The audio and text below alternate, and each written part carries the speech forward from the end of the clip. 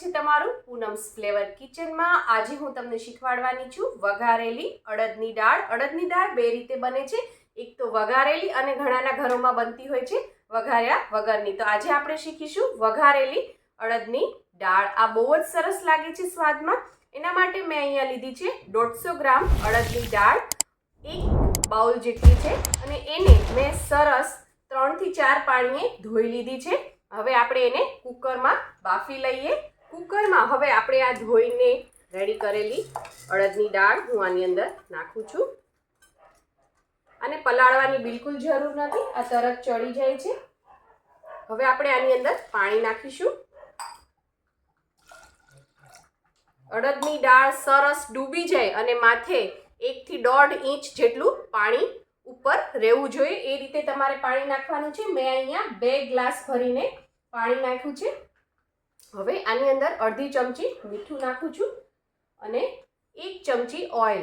આનાથી દાળ સરસ ચડી જશે, એકરસ સરસ થઈ જશે અને જ્યારે પણ સીટી થશે ત્યારે એ ઉભરાશે નહીં, બહાર ઉભરાઈને આવશે નહીં। હવે આપણે કુકરનું ઢાંકણું બંધ કરી અને આને ગેસ ઉપર હાઈ ફ્લેમ ઉપર રાખવાનું છે। જ્યારે પણ પહેલી વિસલ આવવાની તૈયારી થાય ત્યારે ગેસની ફ્લેમ સ્લો કરી દેવાની છે અને પછી 5 થી 7 મિનિટ ધીમા તાપે બસ કૂક થવા દેવાનું છે। પછી જ ગેસ બંધ કરી અને કુકરનું પ્રેશર રિલીઝ થાય, કુકર ઠંડુ થાય પછી આપણે એને ખોલવાનું છે। દાળને એકદમ મેશ નથી કરી દેવાની, થોડો દાણો એનો આખો રહેવો જોઈએ, તો ખાવાની ખૂબ જ મજા આવશે। તો ચાલો અડદની દાળનો વઘારમાં આપણે એક લસણની ચટણીનો યુઝ કરીશું। તો એના માટે આપણે લસણની ચટણી બનાવી લઈએ। અહીંયા મેં 7 થી 8 આવી મોટી કળી લસણ લીધું છે, તમારી કળીઓ નાની હોય તો થોડી વધારે લેજો।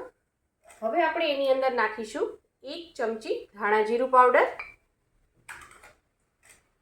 અને 1 ચમચી લાલ મરચું પાવડર અને થોડું મીઠું। આ બધું નાખી અને આપણે આની એક પેસ્ટ બનાવી લઈશું અને આ પેસ્ટનો આ રીતે ખાંડી લઈશું। એને તમે મિક્સરમાં પણ કરી શકો છો અને આ પેસ્ટ છે તમે ફ્રીઝમાં રાખી શકો છો, 1 મહિના સુધી તમે સ્ટોર કરી શકો છો, બહાર પણ 15 દિવસ સુધી સારી રહે છે અને કોઈ પણ શાકના વઘાર અથવા દાળના વઘારમાં તમે આને યુઝ કરી શકો છો। અને બીજું કે જમવાની થાળીમાં પણ તમે આ ચટણી પીરસી શકો છો। તો અડદની દાળનો વઘાર કરવા માટે મેં અહીંયા ગેસ ઉપર એક કડાઈ મૂકી દીધી છે અને એની અંદર 2 મોટા ચમચા ઓઇલ નાખ્યું છે। આપણું ઓઇલ ગરમ થઈ ગયું છે। હવે આપણે એની અંદર જીરું નાખીશું, અડધી નાની ચમચી।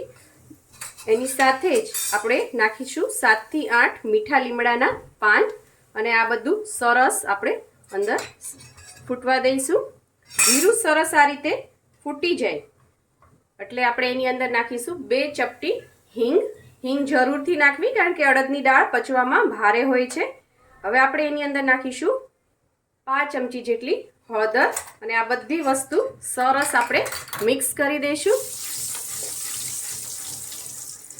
અને હવે આપણે આની અંદર લસણની ચટણી જે રેડી કરીને રાખી હતી, મેં એની અંદર થોડું પાણી નાખી અને એને આ રીતે થોડી ઢીલી કરી નાખી છે। પછી જ આની અંદર નાખવાની, કારણ કે તેલમાં જો ડાયરેક્ટ આપણે લસણની ચટણી નાખીશું પાણી નાખ્યા વગર તો મરચું છે એ બધું બળી જશે અને ટેસ્ટ ખરાબ થઈ જશે।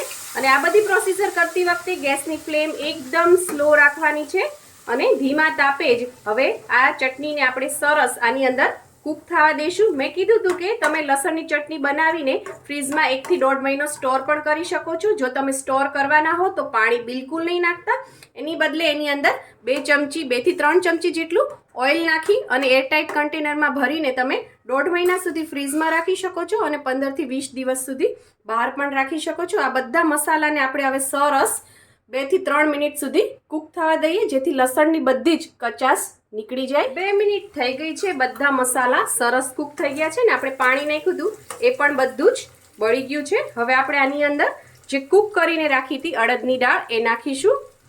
એમાં બહુ પાણી નથી એટલે હું બધું આમનામ જ નાખી દઉં છું અને દાળનો દાણો તમે જોઈ શકો છો આ રીતે આખો રહેવો જોઈએ અને એકદમ કૂક પણ થઈ જવો જોઈએ। તમે પ્રેસ કરો તો જોઈ શકો છો દાણો એકદમ મેશ થઈ જાય છે। આ બધી જ દાળ આની અંદર આપણે નાખી અને મિક્સ કરી દઈએ અને સાથે જ આપણે જેટલી પાતળી કરવી હોય એ રીતનું પાણી નાખવાનું છે।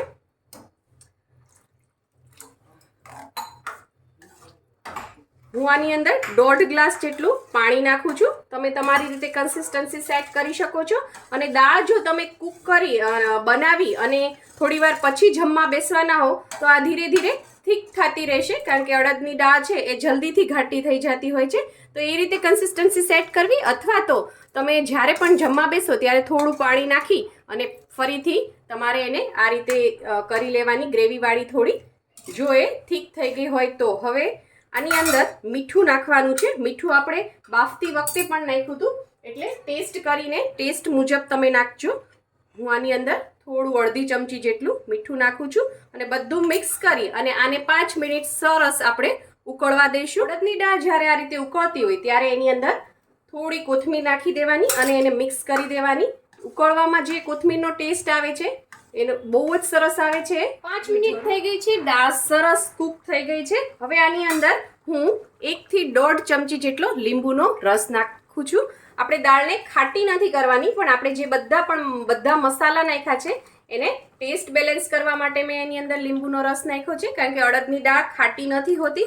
લસણ અને અડદની દાળનું કોમ્બિનેશન બહુ જ સરસ લાગે છે, પણ ઘણા લોકો લસણ નથી ખાતા હોતા. તો જે લોકો લસણ નથી ખાતા એ લોકો વઘાર કરતી વખતે 1 વાટકામાં થોડું મરચું, ધાણા જીરું અને હળદર નાખી થોડું પાણી નાખી પેસ્ટ બનાવીને એ પેસ્ટ નાખીને વઘાર કરવો. આમનમ મસાલા ન નાખવા. આ રીતે પેસ્ટ નાખીને વઘાર કરશો તો દાળ બહુ જ સરસ થશે. આપણી દાળ રેડી થઈ ગઈ છે.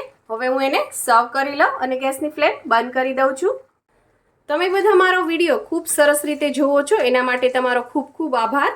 પણ તમે ચેનલ સબસ્ક્રાઈબ કરવાનું ભૂલી જાઓ છો તો પ્લીઝ મારી ચેનલને સબસ્ક્રાઈબ કરજો, તેનાથી અમારો ઉત્સાહ વધે છે. અડદની દાળ કડાઈમાં આ રીતે જ એટલી સરસ લાગતી હતી કે મને એમ થયું કે ફાઇનલ શોટ હું આ રીતે જ લઈ લઉં, એને બોલમાં સર્વ ના કરું. અને આ અડદની દાળને તમે બાજરી, જુવાર, મકાઈના રોટલા સાથે ખાઈ શકો છો. અડદની દાળ, ડુંગળી, મરચાં, પાપડ અને છાશ, અને સાથે ઘી ગોળ તો જરૂરથી. જો તમને મારી આ રેસીપી પસંદ આવી હોય તો લાઇક, શેર, કોમેન્ટ કરો. પ્લીઝ મારી ચેનલને સબસ્ક્રાઈબ કરો અને હા, બેલ આઇકન દબાવવાનું ના ભૂલશો, જેથી આવી જ સરસ મજાની વાનગીઓ તમારા સુધી પહોંચતી રહે. આવજો.